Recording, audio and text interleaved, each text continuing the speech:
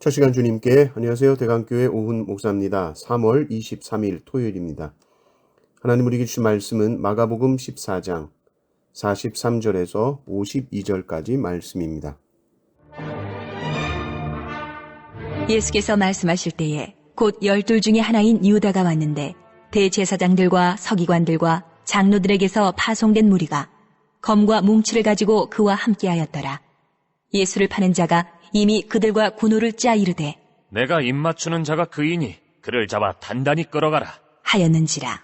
이에 와서 곧 예수께 나아와 랍비여, 하고 입을 맞추니 그들이 예수께 손을 대어 잡거늘 곁에 서 있는 자 중에 한 사람이 칼을 빼어 대제사장의 종을 쳐 그 귀를 떨어뜨리니라.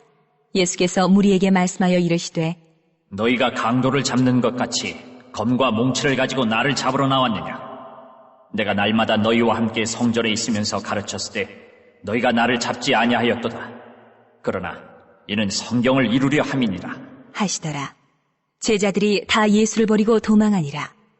한 청년이 벗은 몸에 배 혼니부를 두르고 예수를 따라가다가 무리에게 잡히매 배 혼니부를 버리고 벗은 몸으로 도망하니라. 아멘. 이제 예수님께서 체포당하십니다. 예수님께서 예고하신 대로 제자 중 하나 가룟 유다가 예수님을 배신하고 또 늘 예수님과 제자들이 기도했던 그 장소로 검과 몽치를 든 무리를 데리고 등장합니다. 이들은 대제사장 서기관들, 장로들이 파송한 무력 집단이었죠.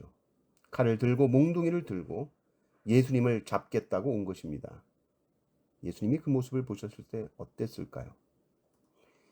유다는 그들과 미리 말을 맞췄습니다. 내가 입맞춤하는 그 사람이 예수니까 잡아서 단단히 끌어가십시오. 이렇게 말합니다. 아마도 예수님과 제자들이 아주 강렬하게 저항을 할 것이고 또 만약에 예수님이 어떤 능력이라도 발휘한다면 체포하는 것이 어려울 수도 있으니까 잡아서 단단히 끌고 가라는 당부까지 합니다.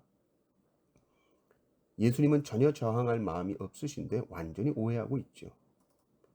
이제 유다는 예수님께 입을 맞춥니다. 입을 맞춘다는 것은 사랑의 표현이죠. 또 존경의 표현입니다. 그런데 이 입맞춤을 배신의 표현으로 하고 있는 것입니다. 이것은 예수님을 아주 기만하는 것이고 속이는 것이죠.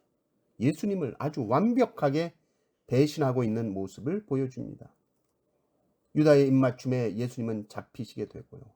제자들은 이들에게 아주 강렬하게 저항합니다. 칼을 들고 온 자에게 대항해서 제자들도 칼을 들어서 대제사장의 종의 귀를 자르죠. 아마 목을 치려고 했는데 피해서 귀를 자른 것 같습니다. 제자들은 예수님을 절대로 잡히게 하실 수 없다. 나름대로 최선을 다합니다. 그런데 예수님을 보니 전혀 저항의 의지가 없는 것이죠.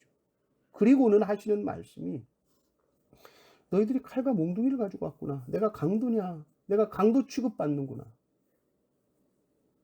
얼마 전에 예수님이 말씀하셨죠. 성전에 들어가서 성전을 정화하시면서 이 진짜 강도는 하나님의 성전을 자기 이익을 위해 더럽히는 종교 지도자들인데 그래서 주님은 그들이 성전을 강도의 소굴로 만들었다 그러셨는데 오히려 그들이 예수님을 강도로 몰고 마치 강도를 잡는 것처럼 칼을 가지고 몽둥이를 가지고 왔으니 주님 보실 때 얼마나 안타까웠을까요? 그런데 제자들의 모습은 더 안타깝죠. 제자들은 솔직히 뭔가 예수님께서 제수처를 취하실 줄 알았을 겁니다. 예수님의 어떤 능력으로 권세로 이 무리들을 확실하게 제압하실 것이다 라고 생각했을 겁니다. 그런데 예수님은 전혀 반항할 기색이 없습니다. 그냥 순순히 잡혀가시겠다는 거죠. 그 모습을 보고는 제자들이 이건 아니다. 그리고 50절을 보십시오. 제자들이 다 예수를 버리고 도망하니라. 예수님께서 새로운 세상을 만드실 메시아다 그렇게 믿었는데 이건 아닌 거죠. 이렇게 무력하게 끌려간다고? 제자들이 다 도망치는 겁니다. 아마도 가룟 유다는 씁쓸한 미소를 지었을지 모릅니다. 내가 말했잖아 베드로. 예수는 힘이 없는 그냥 말쟁이야. 우리가 눈에 뭐가 씌었던 거야. 예수에게는 아무런 희망도 없어. 이런 어떤 절망감이 깔려 있는 거죠. 유다뿐만이 아니라 모든 제자들이 예수님을 떠나고 예수님을 배신하게 됩니다. 심지어 어떤 한 사람이 나오는데 이 청년은 의상이 아주 특이하죠. 벗은 몸에 배, 홑, 이불, 아주 얇은 이불만 두르고 왔습니다. 이건 아마 자다가 급하게 나왔다는 말이죠. 뒤늦게 예수님에 대한 소식을 들은 거죠. 예수님이 잡혀갔다. 제자들 다 도망갔다. 뭐 어떻게 그럴 수가 있느냐. 나는 예수님을 따라갈 거예요. 그러고는 나왔어요. 나와보니까 분위기가 살벌합니다. 이 청년이 무리에게 잡힙니다. 잡히니까 두려움이 확 밀려오죠. 이불을 벗어 던지고 냅다 도망칩니다. 호언장담하던 제자들이 진짜 십자가가 내 눈앞에 보이니까 다 도망칩니다. 예수님을 따라간다고 했지만 주님이 어디로 가든지 따라가는 것이 아니라 주님을 따라가는 것은 내 생각과 맞을 때만 따라가는 겁니다. 내 생각과 내 계획과 맞는 길이라면 따라가는 것이죠. 항상 조건부의 순종입니다. 그러나 이게 내 계획과 내 기대와는 다른데 내가 이것 때문에 모든 것을 버렸어? 그건 아니지. 예수님, 내가 기대했던 분이 아니야. 그러면 결국 예수님을 떠나게 되는 겁니다.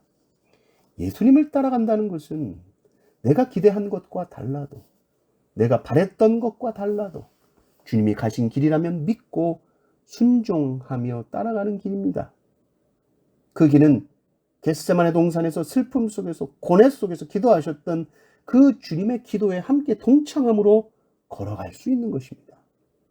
우리의 삶은 항상 겟세마네 동산의 주님과 함께 있을 때에만 승리할 수 있는 줄 믿습니다. 기도로 깨어 있어야 승리할 수 있습니다. 이 은혜가 넘치시기를 주님의 이름으로 축원합니다. 아멘.